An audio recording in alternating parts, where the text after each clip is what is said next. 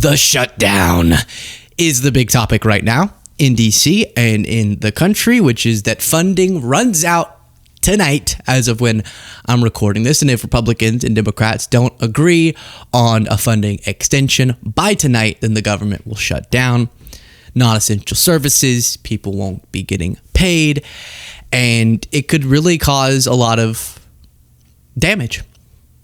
So Trump goes out very uninterested in productive negotiations, but let one little thing slip while he was talking about the negotiation process with Democrats. Because you'll remember they're saying we want an extension on the ACA, the Obamacare subsidies, because otherwise people's health insurance costs, if these subsidies expire, are going to skyrocket. And Trump just accidentally admits how they plan on using this government shutdown. They're taking a risk by having a shutdown because of the shutdown, we can do things medically and other ways, including benefits. We can cut large numbers of people out. What a wild thing to accidentally admit. We already knew that they were going to use the shutdown, the executive power they're claiming they have during such a time, to continue potentially illegal mass firings of bureaucratic workers, federal workers. But now he goes, wait, we could use this to do things medically, which is kind of a weird way to word it. Medically, I guess he means healthcare wise, and to cut benefits. Let me show you the full clip because it's just a wild thing to admit. About the state of the Democrat Party when they have a 33% favorability rating on average in recent months, and they're willing to shut down the government over healthcare. They are shutting it down. We're not shutting it down. We don't want it to shut down because we have the greatest period of time ever. I told you we have $17 trillion being invested. So the last person that wants it shut down is us. Now, with that being said, we can do things during the shutdown that are irreversible, that are bad for them and irreversible by them, like cutting vast numbers of people out, cutting things that they like, cutting programs that they like. And you all know Russell Vought. He's become very popular recently because he can trim the budget to a level that you couldn't do any other way. So they're taking a risk by having a shutdown because of the shutdown, we can do things medically and other ways, including benefits. We can cut large numbers of people out. We don't want to do that, but we don't want fraud, waste, and abuse.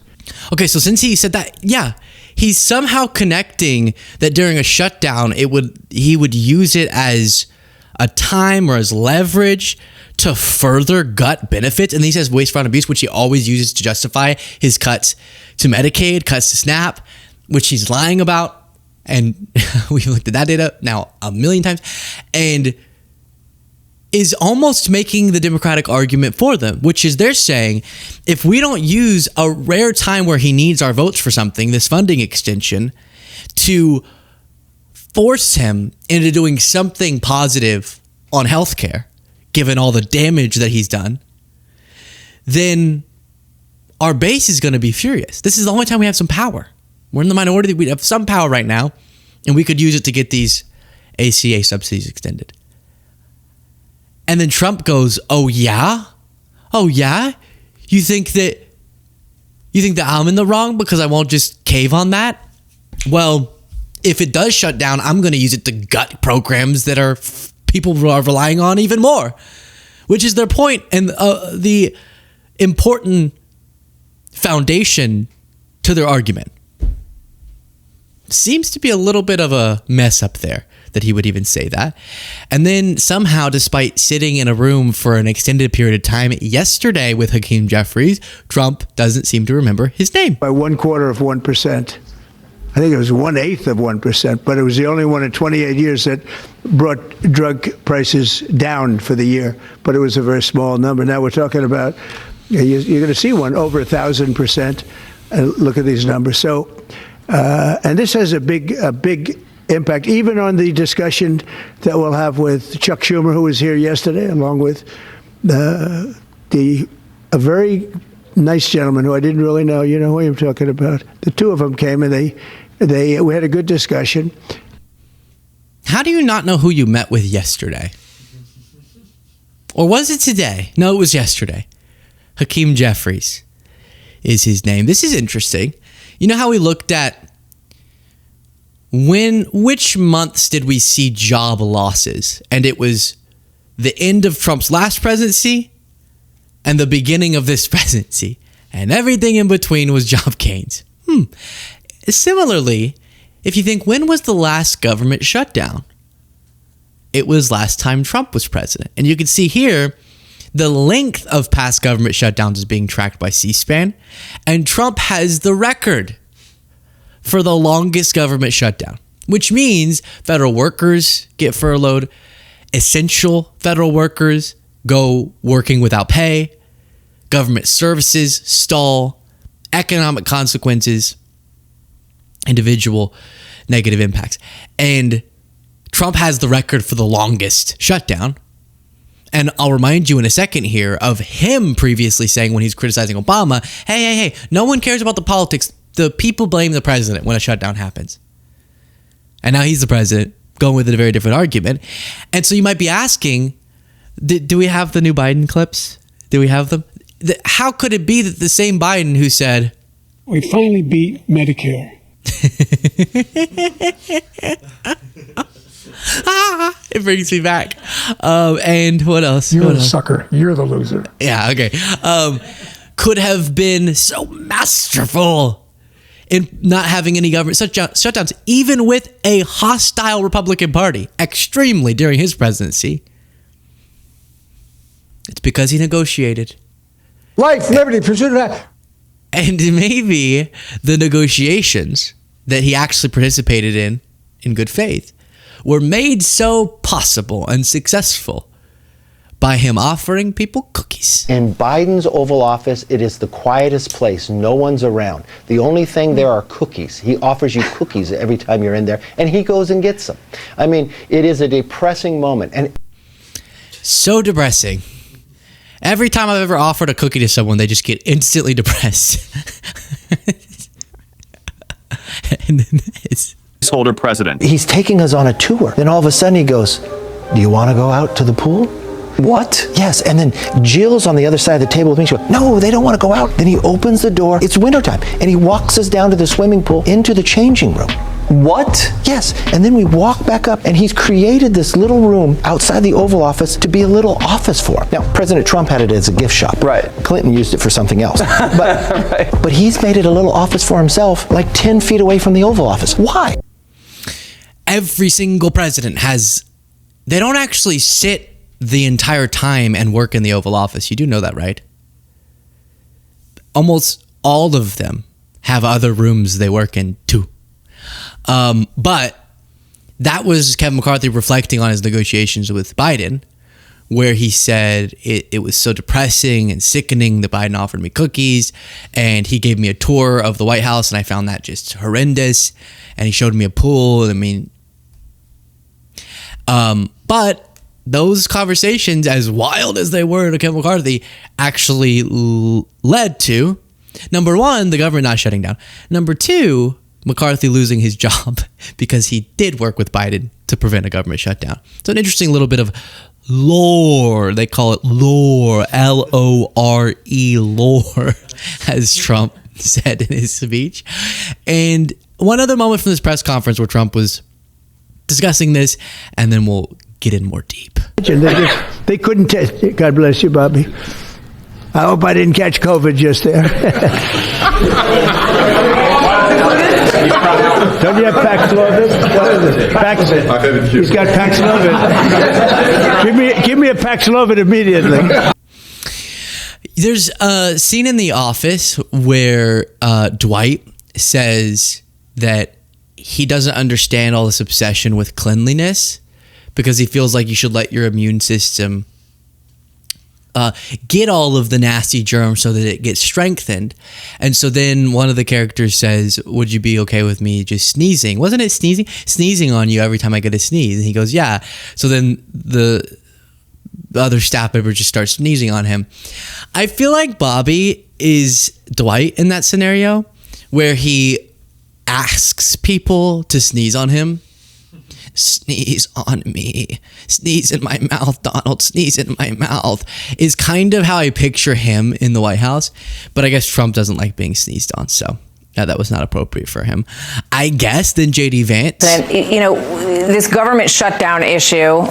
And I say that with good reason, by the way, too. Because this is the same Bobby who went in like that toxic river to prove I don't even know why, to prove it was safe or to build up his immune system.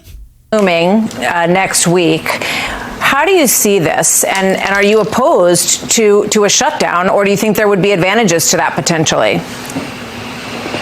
Well, look, we don't want to shut down the government, Martha, but it's really up to the Democrats. Under our system, you need 60 Senate Democrats to vote for the clean continuing resolution that the president and House Republicans have put forward. I think it's preposterous, Martha, and I think the American people really should pay attention to the fact that Democrats are threatening to shut down the entire government because they want to give hundreds of billions of dollars of health care benefits to illegal aliens. I've never seen anything like it. I've never seen a political party actually... So this is just a lie. It's just a lie that they keep telling. I saw that Newsom responded. I don't have the thing, but it was quote unquote, this is or you're lying, quote unquote, dipshit. Whoa. Okay. Okay, Gavin. But it is a lie. I just explained to you what they're trying to get, and it's not that. So stop saying that. It's weird. And it wasn't just Newsom swearing about this whole situation. I've never seen unleashed Nancy Pelosi like this. Look at this. What we're talking about is meeting the healthcare needs of the American people, little babies, moms with breast cancer, dads with a stroke, and all of that. The president has said, I hear what they're saying. It's all unserious and ridiculous. In fact, I've listened to their shit, and I tell them to go f themselves. I can't believe I use that word. My kids will be shocked. My grandchildren will be further shocked. I'm just quoting the President of the United States. And so I think the leverage springs not from any shared values with him, if that's what he thinks healthcare is about. And yourself. But that it is... Yes! What the hell happened to Nancy? This would be funny on the soundboard. She's quoting him, I guess. With him, if that's what he thinks healthcare is about. And yourself. But I mean, healthcare can be about poop and sex. With yourself. Forget that part. Delete that little moment. The last 10 seconds, delete that from your memory. But yeah, Nancy, remember that part. Good swearing. Okay, and then Trump became even more unhinged and posted this video after their meeting. Look, guys, there's no way to sugarcoat it. Nobody likes Democrats anymore. We have no voters left because of all of our woke trans bullshit. Not even black people want to vote for us anymore. Even Latinos hate us. So we need new voters. And if we give all these illegal aliens free health care... So this AI, obviously, you might be shocked that sombrero is not a real one and that Hakeem Jeffries did not grow out that mustache. And Chuck Schumer did not say those things, obviously. But you could see how seriously Trump is taking what would be a damaging outcome of his difficulty at governing, which a part of it is, and just don't, this isn't about hypocrisy. If you want to say Democrats are to blame, yeah, sure, everyone's to blame. They can't negotiate, but we judge whether or not we think that blame is more like credit based on if we think the concessions they're trying to leverage for, which every party does every time this comes up, are reasonable. And I think Democrats are reasonable to use the rare instance of power they have right now to try to get Trump to undo just even a little bit of the damage he's doing to people's health insurance. And they're kind of trying to help Trump out here because otherwise health insurance costs are going to skyrocket. And plus, I don't even think they're going to be able to get concession on this, but separately, a bunch of people are going to lose their coverage altogether and Trump's going to get blamed for that. So in a sense, they're helping him. And in response to that demand, Trump is acting like a child there. And I think, as long as the other side is reasonably negotiating, it does make sense that people usually kind of blame the president. But it all comes down to all of them are to blame in the sense that they need bipartisan support to keep funding. But who's making the reasonable and unreasonable demands? So because you'll hear a lot of they're to blame. It's like, well, I think the way I just explained it is a little bit more principled and will prevent you from being hypocritical, where you go, you should never use the shutdown as leverage. And then 2 years later being like, you should. It's actually their fault, right? Just, it's fine. And Hakeem responded to Trump's wild video. Mr. President, the next time you have something to say about me, don't cop out through a racist and fake AI video. When I'm back in the Oval Office, say it to my face. Say it to my face. Mr. President. Yeah. So it's becoming sort of a like we're leading up to a UFC fight or something. It's getting real. Tensions are high. But again, I am happy with how Democrats are using this power. I was critical last time of how they didn't. And I'm still waiting to see about the Napa because I think are using the strategy I suggested, which is let Republicans leave, let them go on their vacation. You stay in DC and every day be posting videos saying, we're here ready to fund the government. Republicans are gone. We're here trying to protect your healthcare. That's the framing it has to be. Also, Chuck Schumer responded saying, no AI necessary. And this was Trump. If there is a shutdown, I think it would be a tremendously negative mark on the President of the United States. He's the one that has to get people together. That's back during Obama's term. Interesting. There's all sorts of these. Turntables. First question, Donald, we're having a hell of a time trying to negotiate here in Washington. So tell me, if you were president, what would you do?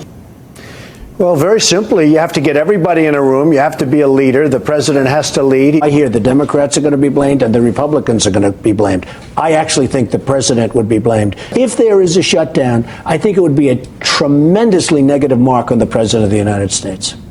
He's the one that has to get people together. They're not going to be talking who the head of the House was, the head of the Senate, who's running things in Washington. So I really think the pressure is on the president.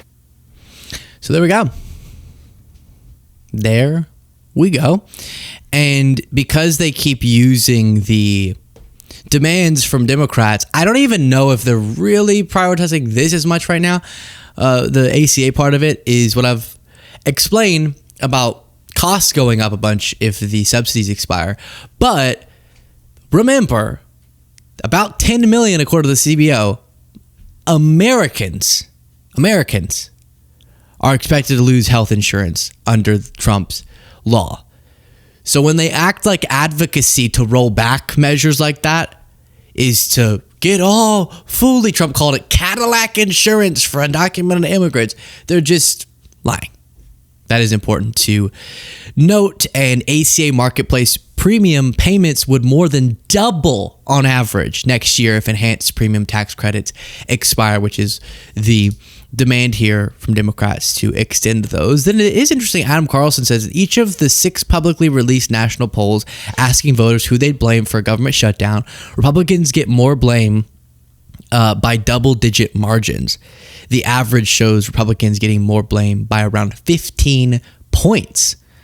And he then followed up saying Schumer cooking up a way to fumble this advantage and a photo of him cooking. That's a sweet smile. But I think we all are kind of nervous because so far Schumer, I think, has handled this all right. But there have been times before where he did do a little fumbling in a moment of high consequence. And so I hope that doesn't happen.